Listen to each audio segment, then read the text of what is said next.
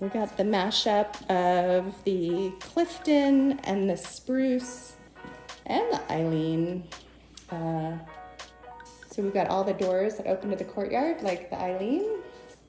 We've got the living room built-ins over there, and then the kitchen on this side, like the Spruce. We're trying to make sure we've got truly accessible space here. So we've got a lower cooktop here.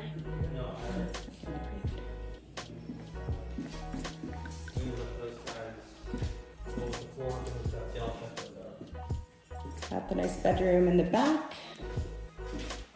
Nice view of Mount Tam out the window. Big storage wall. Curbless shower. European style bathroom, kind of like our Herzog plan. This rail is going to get mounted up above. And then her office, studio. And it's all come together. Pretty exciting.